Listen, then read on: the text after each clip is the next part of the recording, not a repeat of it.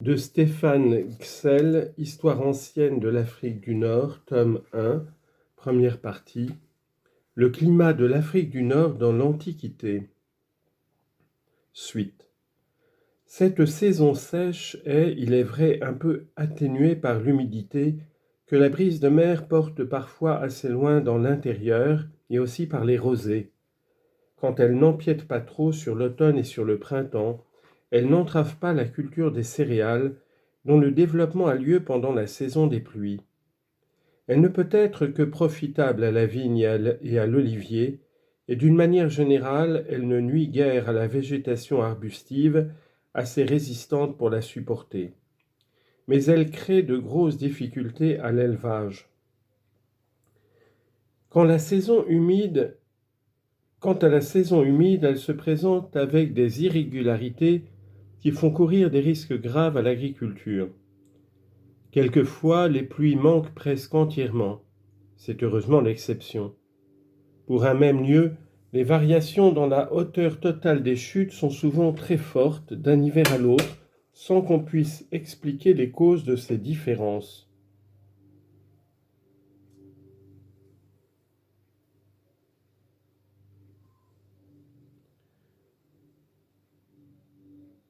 On lit en note, on connaît la théorie de Bruckner, ce savant admet des cycles d'une durée moyenne de 33 ans, comprenant chacun une suite de variations dans la température et la pluie, variations qui se reproduiraient au cycle suivant. Fin de note. Mais la quantité des pluies a beaucoup moins d'importance que leur répartition. À Sidi Bel Abbès, la moyenne annuelle des pluies n'atteint pas 400 mm. Mais grâce à leur bonne répartition, les récoltes donnent presque toujours les meilleurs résultats.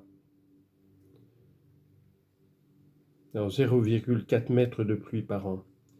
Il faut surtout que l'eau du ciel tombe en octobre-novembre, afin qu'on puisse labourer les terres desséchées et faire les semailles, puis en mars-avril, afin que les plantes déjà formées s'imbibent de l'humidité nécessaire pour résister au soleil déjà chaud et achever leur maturité. Dans l'intervalle, il faut des alternatives de pluie et de beau temps. Or souvent, les pluies d'automne se font attendre, ce qui retarde les semailles, et par contre-coup, l'époque de la maturité, qui doit s'effectuer lorsque le soleil est devenu très ardent, et après la date normale du maximum des pluies printanières. Souvent, la sécheresse se prolongeant pendant des semaines et même des mois, on lit en note, sur 7 années, de 1887 à 1893. Monsieur Sorin a compté à Tunis 6 hivers ayant eu des sécheresses d'eau moins 2 mois. Fin de note. Cela empêche la germination des grains et la croissance des plantes. Enfin, les pluies de printemps décisives pour la récolte des céréales peuvent manquer tout à fait ou être très insuffisantes.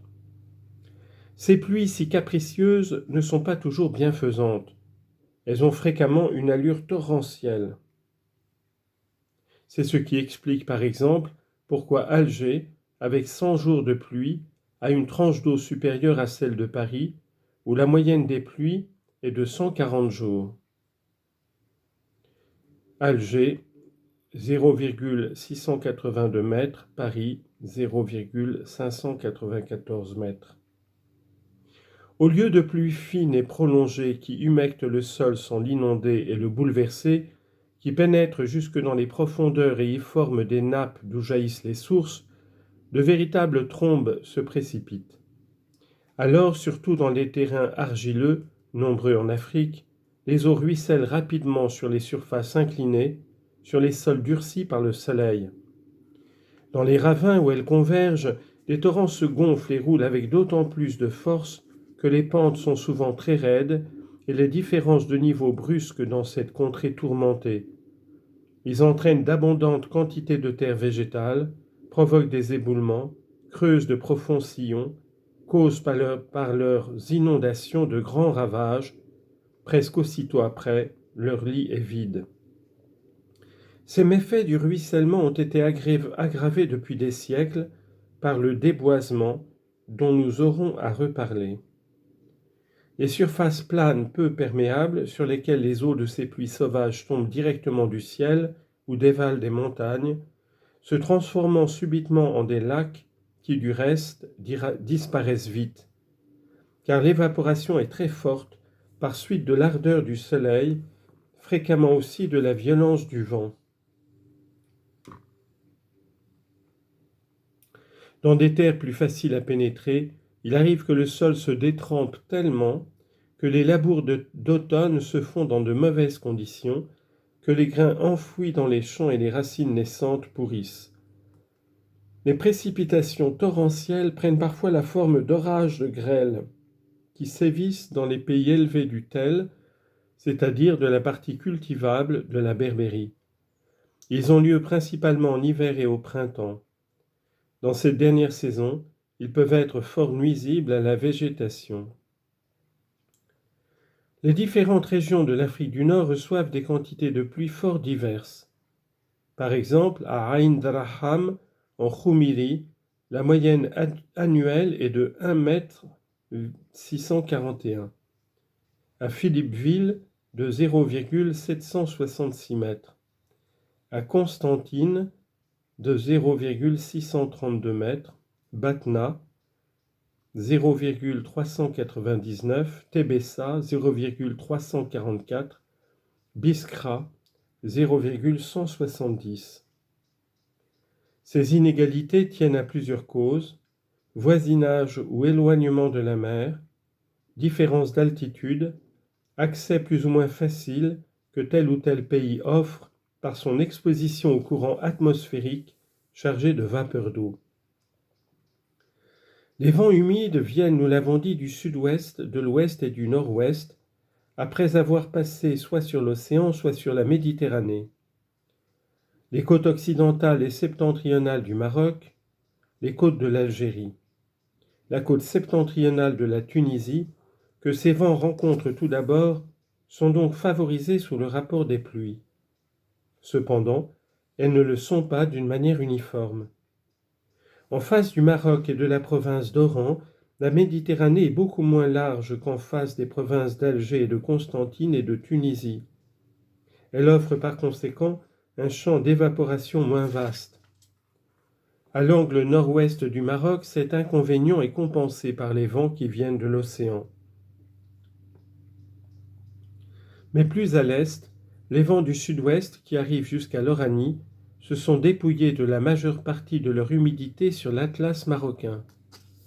D'autre part, les vents particulièrement pluvieux du nord-ouest atteignent le rivage africain après s'être presque débarrassés de leur vapeur d'eau sur les hautes montagnes du sud de l'Espagne et sans avoir pu la remplacer suffisamment dans leur courte traversée de la Méditerranée.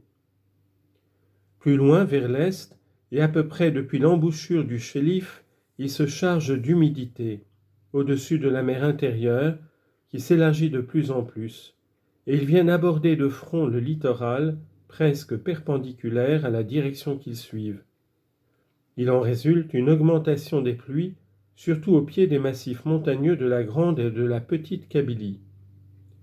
Les moyennes sont à Ténès de 594 mm, à Alger de 766, à Bougie de 1,306 m, à Djidjeli de 1,007 m, à Beaune de 738 mm, à Lacal 861, à Tabarka 1,094 m.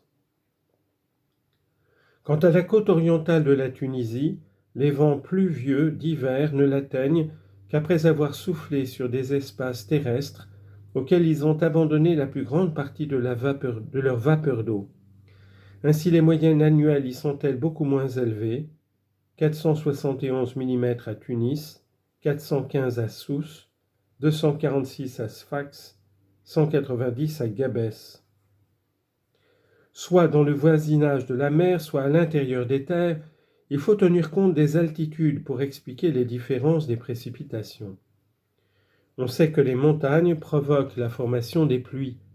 Les courants qui viennent les heurter se refroidissent par le mouvement d'ascension qu'ils subissent et par la rencontre de températures plus basses que la leur, ce qui amène la condensation de la vapeur qu'ils contiennent et des chutes d'eau, ou si l'air est au-dessous de zéro, des chutes de neige. Plus le massif est élevé, plus la barrière qu'il présente au vent humide est abrupte, plus les précipitations sont abondantes. Mais les montagnes sont de véritables écrans qui arrêtent la pluie, d'une manière plus ou moins complète, au détriment des pays qui s'étendent en arrière, surtout si ces pays sont des dépressions brusques et profondes. Les courants qui se sont déchargés d'une grande partie de leur humidité en gravissant les pentes s'échauffent dans leur mouvement descendant, et la vapeur d'eau qu'ils contiennent encore ne se condense que très difficilement. On peut poser en principe que dans l'Afrique du Nord, les côtes nord-ouest et nord d'une chaîne d'un massif reçoivent beaucoup plus de pluie que les côtés sud et sud-est. Il s'ensuit qu'à proximité du littoral, les régions à altitude élevée ont en général un climat d'hiver plus humide que les terres basses. À Fort-National, en Grande Kabylie, il tombe 1,12 m de pluie. À Taher, dans la Petite Kabylie, 1,15 m. Le maximum est atteint à Khoumiri, à Ain Draham, où, à une altitude de 1000 mètres, on a constaté une moyenne de 1,641 m. Au contraire, certaines régions très voisines de la côte ne reçoivent que des précipitations peu abondantes, si des montagnes empêchent l'accès des vents humides. Tel est le cas de la vallée du Chélif, dépression séparée de la mer au nord par les terrasses et les chaînes du Dahra, dominée en outre au sud par le massif de l'Ouarseni qui attire les nuages. À Orléansville, la moyenne est de 442 mm. Il en est de même de la vallée profonde de la Soumam, au nord et au nord-ouest de laquelle le Djurdjura forme une puissante barrière. En arrière de la Khoumiri, la tranche annuelle s'abaisse à 478 mm dans la plaine de la Medjerda et à Souk el Arba'a.